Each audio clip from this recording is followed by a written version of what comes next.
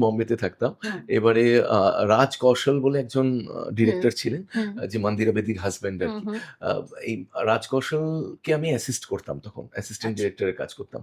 এবারে বম্বেতে থাকাকালীন। এবারে উনি হি হিরো হন্ডার বিজ্ঞাপন বানাবেন।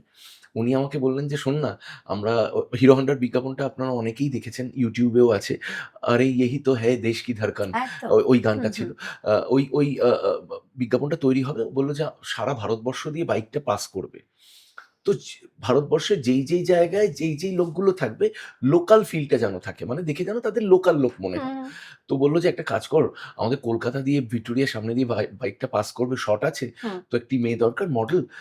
তো 2 in 1 হয়ে যাবে। তোর কলকাতা ঘোরাও হয়ে যাবে, বাবা-মার কাছে যাওয়াও হয়ে যাবে। হুম, হুম, আর তার সাথে আ মডেলটাও তুই সিলেক্ট করে ফিরে চলে আসবি।" আর হুম, তখনকার দিনে WhatsApp নেই যে ছবি পাঠিয়ে দিলাম আর হয়ে গেল, হুম, ওই হুম, ব্যাপারটা হুম। নেই। ঝামেলা অনেকটা, মানে একটা মডেল সিলেক্ট করাটা একটা ঝামেলার বিষয়। তো এই আমাকে কলকাতা পাঠালো ও মডেল সিলেক্ট করতে।